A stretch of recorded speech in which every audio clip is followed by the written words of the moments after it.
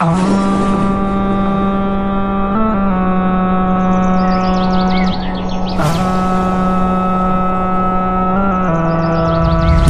ہے ایک ضعیفہ تھی کہ جو مکہ میں رہتی تھی، وہ ان باتوں کو سنتی تھی مگر خاموش رہتی تھی۔ وہ سنتی تھی محمد ہے کوئی ہاشم گھرانے میں، وہ کہتا ہے خدا بس ایک ہے سارے زمانے میں۔ وہ سنتی تھی حبل کی لات کی تذلیل کرتا ہے، وہ اپنے حق کے فرمانے کی یوں تعمیل کرتا ہے۔ وہ سنتی تھی جو اس کے ساتھ ہے وہ ہے غلام اس کا، مسلمان ہو ہی جاتا ہے جو سنتا ہے کلام اس کا۔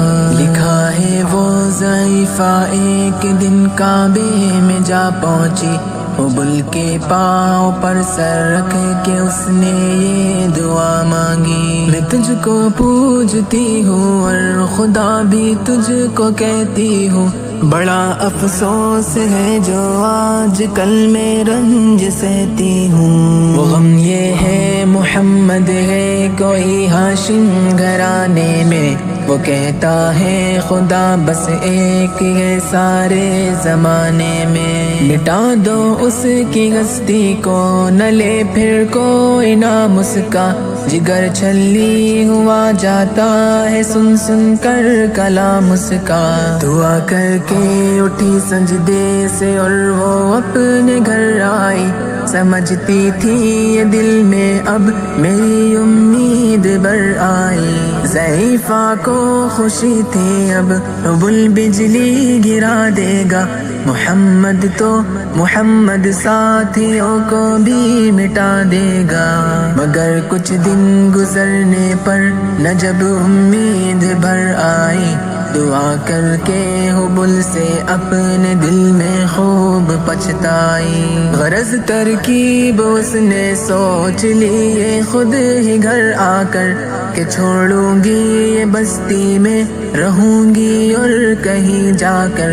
غرض ایک دن صبح کو اس نے اپنی ایک گٹھری لی، نکل کر گھر سے اپنے اور دروازے پہ آ بیٹھی۔ ضعیفہ سوچتی تھی اب کوئی مزدور ملتا ہے، اسے یہ کیا خبر تھی ایک خدا کا نور ملتا ہے۔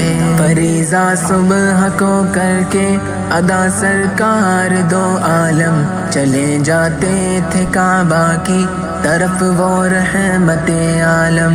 چلوں میں آپ کے شمس و قمر معلوم ہوتے تھے، پائے تسلیم سجدے میں شجر معلوم ہوتے تھے۔ ضعیفہ منتظر مزدور کی بیٹی تھی گھبرائی، یکایک سامنے سے چاند سی صورت نظر آئی۔ ضعیفہ نے کہا بیٹا یہاں آنا، بتا کیا نام ہے تیرا؟ کہا مزدور ہوں اماں، بتا کیا کام ہے تیرا؟ کہا مزدور ہے گر تو چل گٹھری